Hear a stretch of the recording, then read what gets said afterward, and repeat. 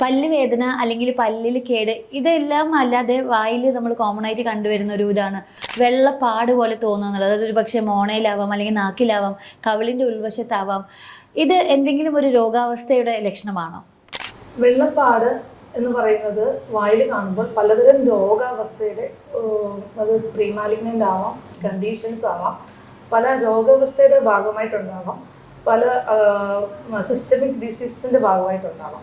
അത് നമ്മൾ ഏത് തരമാണെന്നുള്ളത് ആദ്യം കണ്ടുപിടിക്കണം. അത് ഒരു പാച്ച് മാത്രമാണ്, അത് ലോക്കലൈസ്ഡ് ആയിട്ട് ഒരു നാക്കിലോ കവിളിലോ മാത്രമാണെങ്കിൽ കൂടെ അസോസിയേറ്റഡ് ഹാബിറ്റ്സ് ഉണ്ടോ നമ്മൾ ശ്രദ്ധിക്കണം.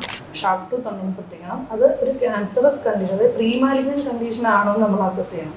കൂടെ ഇത് ബേൺസ് വന്നാലും അതേപോലെ തന്നെ സിസ്റ്റമിക് ആയിട്ട് വൈറൽ അൾസേഴ്സ്, ഗ്യാസ്ട്രിക് ഇഷ്യൂസ് കൊണ്ടും പല രീതിയിൽ വായിൽ നാവിലും കവിളിലും മോണയിലും ഒക്കെ പാച്ചസ് കാണാം. പിന്നെ വേറൊരു കോമൺ ആയിട്ടുള്ള അവസ്ഥയാണ് ലൈക്കൻ പ്ലാനസ് എന്ന് പറഞ്ഞ കണ്ടീഷൻ. അതൊരു ഒരു ടൈപ്പ് ഓഫ് ലൈക്കൻ പ്ലാനസ് പ്രീമാലിഗ്നൻ്റ് ആണ്. അപ്പം നമ്മൾ ആ വായിലുണ്ടാകുന്ന വെള്ളപ്പാടുകൾ അതിന് മെഡിക്കൽ മാനേജ്മെൻറ്റ് വേണ്ടതാണ്. അതുകൊണ്ട് പേഷ്യൻ്റ് അസോസിയേറ്റഡ് ബേണിംഗ് സിംറ്റംസും ബേണിംഗ് സെൻസേഷനും ഉണ്ടാവും.